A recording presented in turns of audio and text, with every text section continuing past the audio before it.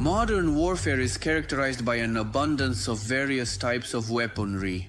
And perhaps the main representative of this new type of weapon is, of course, the UAV. How long? 12 minutes. About a minute, then it... The functionality of drones is multifaceted. There are strike drones. The Bayraktar, which has become popular among Ukrainians, belongs to this type. No less important are reconnaissance drones, because it is thanks to these flyers that Ukrainian soldiers learn the enemy's positions almost in real time.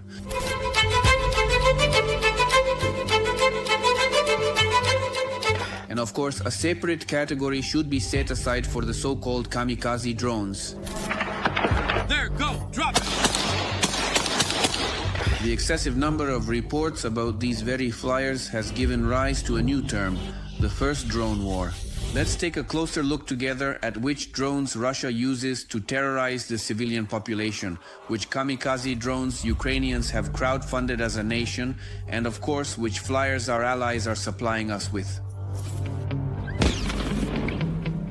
The Shahed-136 is a loitering munition purchased by Russia from Iran. The only difference is that it's been slightly repainted and renamed Geran 2, something neither side wants to openly admit.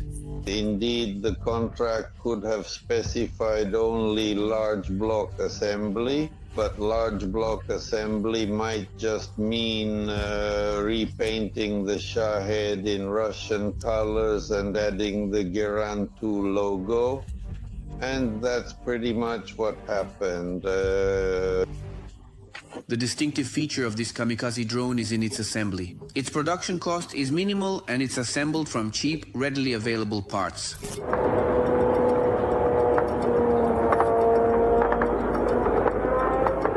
The characteristic sound comes from the use of the MD-5550 two-stroke engine, which is a clone of the German L550E engine developed in 1987. Back in the day, engines like these were used in mopeds. You can hear it from very far away on mopeds, which is why it's called a moped. It's an internal combustion engine, meaning there's a gasoline tank, an engine that leaves a strong heat signature, and it drives a pusher propeller. The engine is the only metal part of the drone. Other than that, it's almost entirely made of plastic and wood. This kamikaze drone has a delta-like triangular shape, a length of about 3 meters, a wingspan of just over 2 meters, and a flight speed of around 180 kilometers per hour. With a total weight of about 200 kilograms, the warhead weighs around 40 kilograms, which is roughly equivalent to the destructive power of a heavy 203mm shell. As we mentioned earlier, the drone flies thanks to a gasoline engine, which provides it with a flight range of 1.5 to 2,000 kilometers. Most often, Shaheds are used in swarms. In other words, they are launched in large numbers at once. These drones are launched from a special platform that somewhat resembles a regular truck with a tarpaulin cover.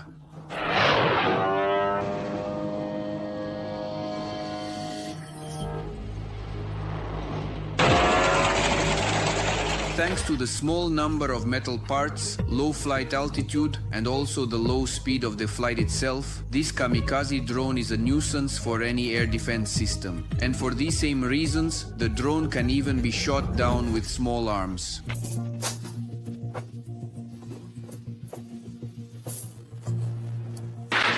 Why was the Iranian development such a perfect fit for Russia?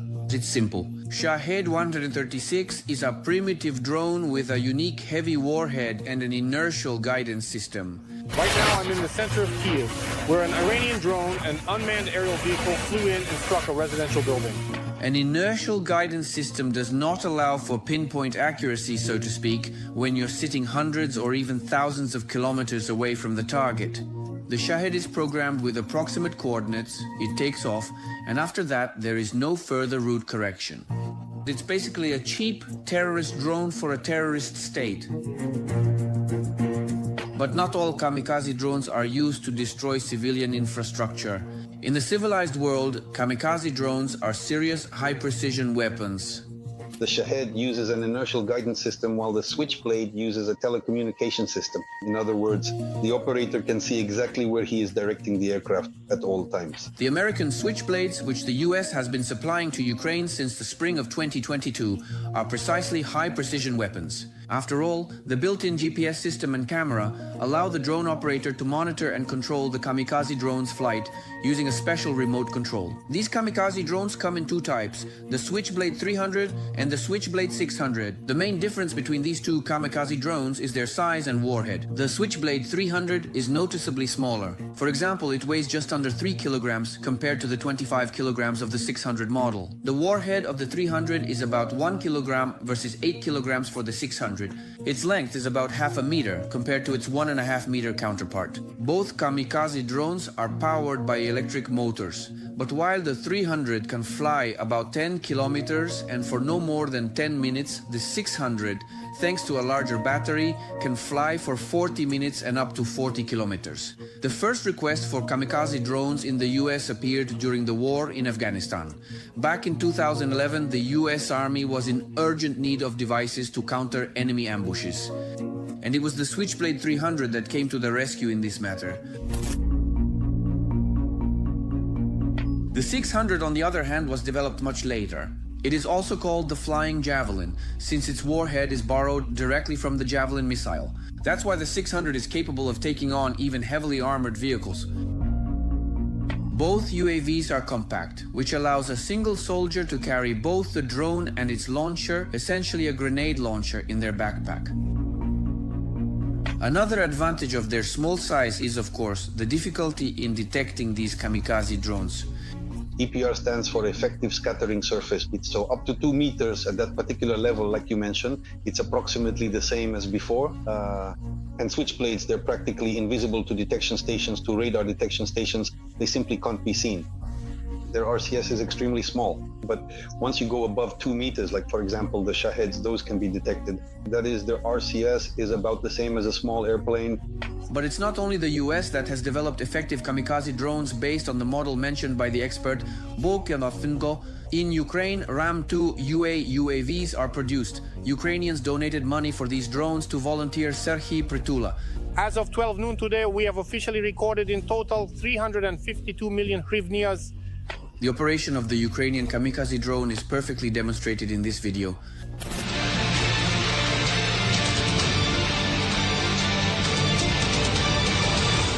The deployment time for such a system is less than 10 minutes. The drone takes off with the help of a catapult. The kamikaze is powered by an electric motor, which ensures a silent flight in the sky. The drone is controlled by an operator using a remote control located at the control station. The dimensions of the Ukrainian drone are as follows. Wingspan is about 2 meters, length is 1.5 meters. The frame weighs 8 kilograms, of which 3 kilograms are the warhead. The electric motor gives the Ukrainian kamikaze more than 50 minutes of flight time, with a flight range of about 30 kilometers. The best way to compare it is with the 600 model. That is to say, the warhead in this case is somewhat smaller in size, and as a consequence, the combat range is reduced by about 10 kilometers compared to the other. However, overall, these are still quite similar devices, even though they are launched from different types of launchers. The way they are used and the method for guiding them to their targets remain essentially the same. Both make use of telemetry equipment for guidance. The telemetry equipment ensures the precise execution of the assigned task, namely, the destruction of enemy military equipment or personnel. And while some kamikazes in particular terrorize civilians, others in fact help accomplish victory on the battlefield. Glory, Ukraine. An advanced Ukrainian kamikaze strike drone capable of reaching both the Kremlin and St. Petersburg. Thanks to Ukroboronprom, the Ukrainian armed forces are being equipped with a truly unique and advanced combat bird featuring an unprecedented range, power and capabilities. Back at the beginning of 2023, Ukroboronprom announced the first combat test of its newest UAV with a strike range of up to 1,000 kilometers.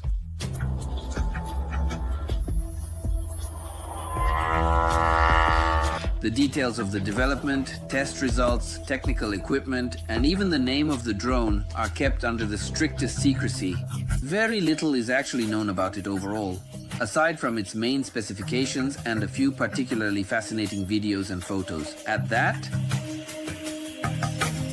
time, the few available specifications and fragments of official information allow us to speculate about what kind of bird Ukrainian engineers have prepared for the occupiers. Ukraine, November 2017. Alexander Turchinov, who was then the Secretary of the National Security and Defense Council of Ukraine, takes part in the first flight test of the Operational Tactical Reconnaissance UAV Gorlitsa, capable of flying over 1,000 kilometers. First, a successful takeoff.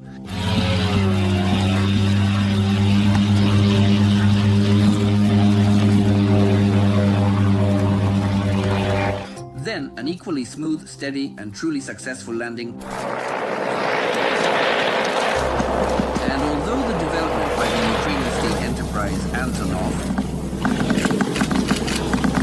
And although the development by the Ukrainian state enterprise Antonov was not the first in the world to create a drone capable of flying more than 1,000 kilometers, for Ukraine, the experience of developing such a strike reconnaissance drone proved invaluable.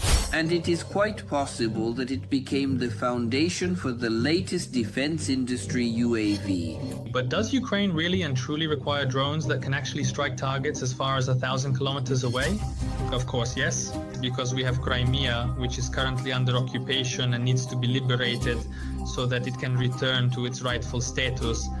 There are also certain illegal structures that have been built in Crimea during this, so it's simply a matter of time before such equipment is likely to be used. To be fair, it should be noted right away, the range of 1,000 kilometers does not guarantee that a drone can definitely reach Moscow.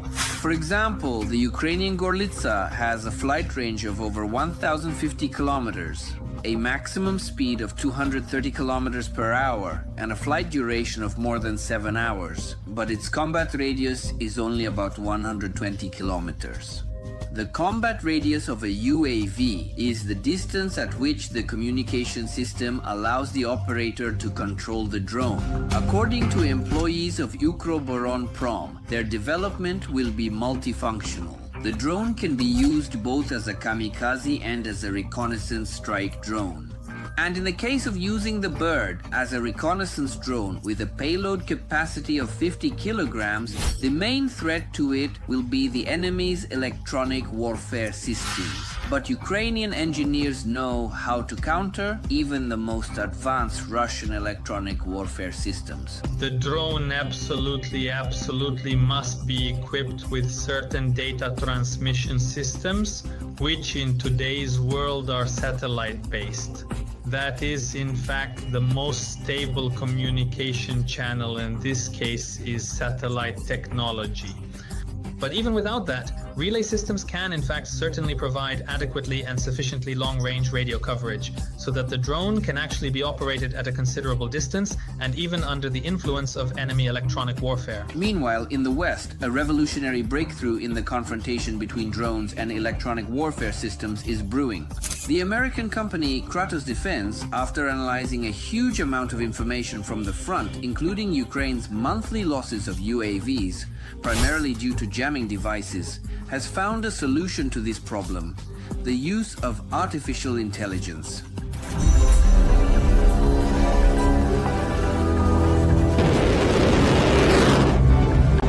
The first test UAV to integrate a combat pilot with artificial intelligence will be the American strike drone XQ-58 Valkyrie. According to the company president, with their advanced virtual pilots on board, the drones can autonomously carry out missions where communication and satellite navigation do not work, including attacking targets. Are the Americans willing to share their unique technology with us? The information is classified, But given the close cooperation between Ukroboronprom and Western partners, it is possible that similar AI combat pilots will be used on the front lines. But let's return to the known facts about the Ukrainian drone and the cherry on top, the ammunition load. The Ukrainian multifunctional development features a replaceable head, which in the reconnaissance version contains a camera and a feedback system with the operator. In the kamikaze version, however, the extra camera and communication system are replaced with a warhead.